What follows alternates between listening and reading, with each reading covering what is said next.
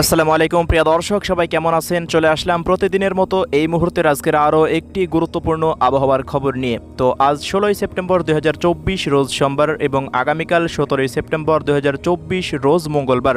তো আগামী 24 ঘন্টা থেকে 48 ঘন্টার মধ্যে রাজধানী ঢাকা বিভাগ থেকে শুরু করে খুলনা, বরিশাল, চট্টগ্রাম এবং সিলেট, ময়মনসিংহ, রংপুর ও রাজশাহী বিভাগের কোন কোন জেলাগুলোতে আবহাওয়া পরিস্থিতি কেমন থাকতে পারে, কোথায় কোথায় নিম্নচাপের জেরে ভারী থেকে অতি ভারী বৃষ্টিপাতের সম্ভাবনা তৈরি হচ্ছে, এই মুহূর্তে আমরা ইউরোপিয়ান আবহাওয়ার পূর্বাভাস মডেল রাডার থেকে কি আপডেট পাচ্ছে ঝড় বৃষ্টি নিয়ে জানিয়ে দিব। সম্পূর্ণ বিস্তারিত ভিডিওটি না টেনে একেবারে শেষ পর্যন্ত দেখতে থাকবেন।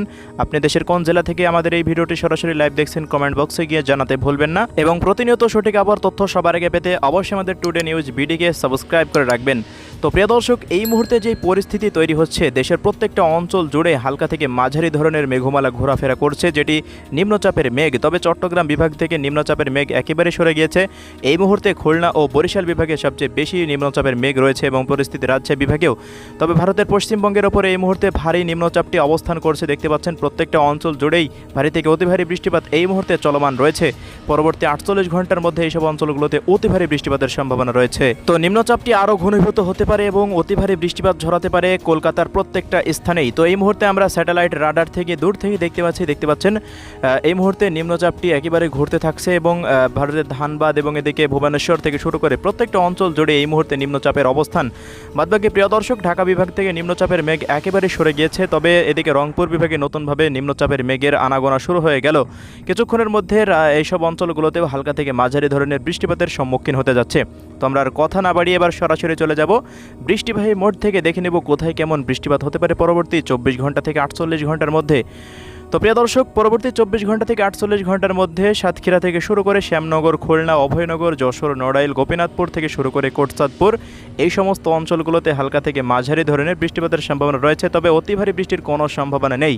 এদিকে দেখতে পাচ্ছেন দামোড়হুদা, আলমডাঙ্গা, ভেড়ামারা, কুষ্টিয়া, লালপুর, পাবনা এই সমস্ত অঞ্চলগুলোতে 1 থেকে 10 মিলিমিটারের মধ্যে বৃষ্টিপাত থাকতে পারে, যা একেবারে ছিটেফোঁটা বৃষ্টিপাত বলা চলে।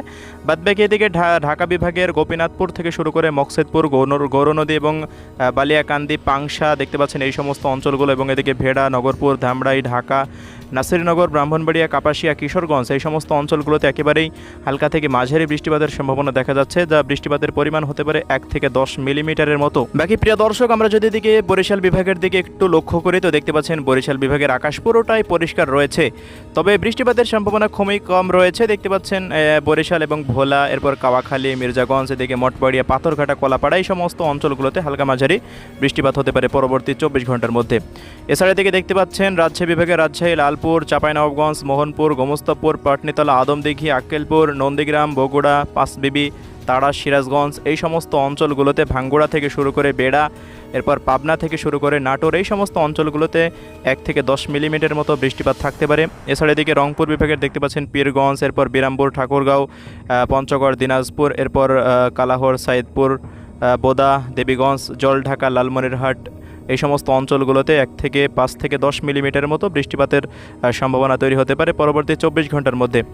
বাদবাকি প্রিয় দর্শক, এদিকে ময়মনসিংহ বিভাগের অধিকাংশ জেলা জুড়ে যদিও ভারী মেঘ রয়েছে, তবে বৃষ্টিপাতের সম্ভাবনা খুবই কম দেখা যাচ্ছে। তবে ময়মনসিংহ বিভাগের কিছু কিছু অঞ্চলে নলিতাবাড়ি, ফুলপুর, এরপর কমলাকান্দা, তারাকান্দা, মাদান এই সমস্ত অঞ্চলগুলোতে সামান্য বৃষ্টিপাতের সম্ভাবনা আকস্মিকভাবে রয়েছে।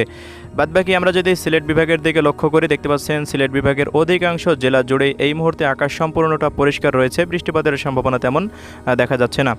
বাদবাকি এদিকে কুমিল্লা থেকে শুরু করে দেখতে পাচ্ছেন চট্টগ্রাম বিভাগের অধিকাংশ জেলা জুড়েই তেমন ভারী বৃষ্টিপাতের কোনো সম্ভাবনা নেই। তবে ব্রাহ্মণবাড়িয়া জেলার দিকে হালকা মাঝারি মেঘমালা রয়েছে, দেখা যাক বৃষ্টিপাত হয় কিনা।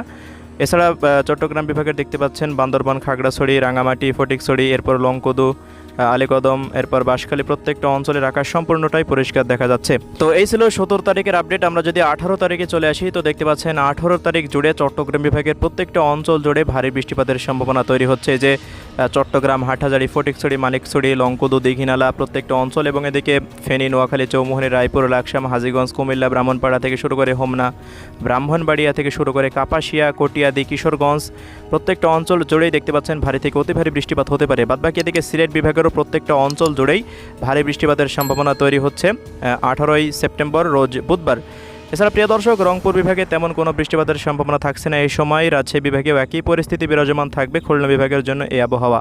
এবং আমরা যদি 19 তারিখে চলে যাই তো দেখতে পাচ্ছেন 19 তারিখ জুড়ে দেশের অধিকাংশ জেলায় আকাশ অস্থায়ীভাবে আংশিক মেঘলা থাকার সম্ভাবনা এবং রাতের পর থেকে মূলত বিকেলের পর থেকে হালকা থেকে মাঝারি বৃষ্টিপাতের সম্ভাবনা তৈরি হচ্ছে 19 সেপ্টেম্বর রোজ বৃহস্পতিবার। বাকি প্রিয় দর্শক, এদিকে দেখতে পাচ্ছেন আলমডাঙ্গা, কুষ্টিয়া, মেহেরপুর, চুয়াডাঙ্গা, এরপর যশোর, নড়াইল, অভয়নগর, সাতক্ষীরা থেকে শুরু করে এদিকে পাবনা, লোহাগাড়া এবং এদিকে সাতক্ষীরা, শ্যামনগর, মঠবাড়িয়া, পিরোজপুর, লালমোহন, বুরহানুদ্দিন, এরপর তজুমউদ্দিন থেকে শুরু করে এদিকে ঢাকা বিভাগের অধিকাংশ জেলা জুড়েই দেখতে পাচ্ছেন 19 সেপ্টেম্বর রোজ বৃহস্পতিবারে হালকা থেকে মাঝারি ধরনের বৃষ্টিপাতের সম্ভাবনা তৈরি হচ্ছে।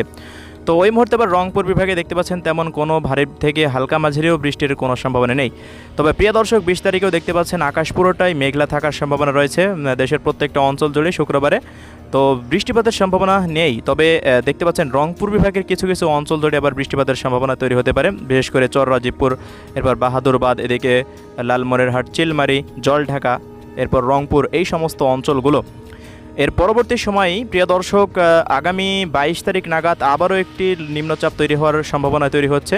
আগে আমরা 20 তারিখের আপডেটটা দেখি। তো দেখতে পাচ্ছেন 20 তারিখে বিকেল 4টার পর থেকে রাজশাহী বিভাগের বেশ কিছু অঞ্চলে হালকা মাঝারি বৃষ্টিপাতের সম্ভাবনা তৈরি হতে পারে। বাদবাকি 21 এবং 22 তারিখ আবারও একটি নিম্নচাপের সম্ভাবনা তৈরি হচ্ছে। যে স্থানে বর্তমানে যে একটি নিম্নচাপ তৈরি হয়েছিল ওই স্থানে একটি নিম্নচাপ তৈরি হওয়ার সম্ভাবনা আমরা দেখতে পাচ্ছি ইউরোপিয়ান আবহাওয়ার পূর্বাভাস মডেল রাডার থেকে। এবং এই নিম্নচাপ যদি দেশের মধ্যে প্রবেশ করতে পারে তো ভয়াবহ বৃষ্টিপাতের আবারও আমরা আশঙ্কা করছি প্রিয় দর্শক। তো নিম্নচাপটি 21 তারিখের মধ্যে প্রবেশ করতে পারে এবং থাকার সম্ভাবনা রয়েছে 24 তারিখ পর্যন্ত। 24 তারিখ পর্যন্ত দেশ জুড়ে আবারও ভারী থেকে অতি ভারী বৃষ্টিপাতের সম্ভাবনা 22 থেকে 24 তারিখ পর্যন্ত দেখতে পাচ্ছেন। এদিকে খুলনা বিভাগের প্রত্যেকটা অঞ্চল, রাজধানী ঢাকা বিভাগের বেশিরভাগ অঞ্চল এবং এদিকে বরিশাল বিভাগের বেশ কিছু জায়গাতে এই ভারী বৃষ্টিপাত চলমান থাকতে পারে। এবং 23 তারিখেও দেখতে পাচ্ছেন অতি ভারী বৃষ্টিপাত রাজশাহী এবং রংপুর বিভাগ দিয়ে থাকছে এবং বরিশাল বিভাগের উপকূলীয় অঞ্চলগুলো দিয়ে থাকছে। এবং এই নিম্নচাপটি আবারও আস্তে আস্তে ভারতের কলকাতা হয়ে দেখতে পাচ্ছেন ধানবাদ এবং রাঞ্চি, জামশেদপুর, খড়গপুর, এই অঞ্চলগুলোর মধ্যে প্রবেশ করতে পারে এবং ওই সমস্ত অঞ্চলগুলোতে ভারী থেকে অতি ভারী মাত্রার বৃষ্টিপাত চলমান থাকতে পারে। এর পরবর্তী সময় দেখতে পাচ্ছেন প্রিয় দর্শক 25 তারিখ পর্যন্ত বৃষ্টিপাত হালকা মাঝারি তো থাকবেই। তো এই মাস জুড়েই মূলত বলা চলে হালকা মাঝারি বৃষ্টিপাতের একটি মাস যাচ্ছে। তো প্রিয় দর্শক, সবশেষ আপনাদের আগামীকাল 17 সেপ্টেম্বরের কোথায় কেমন দমকা বাতাস থাকতে পারে সেটা এক নজরে দেখিয়ে দিচ্ছি।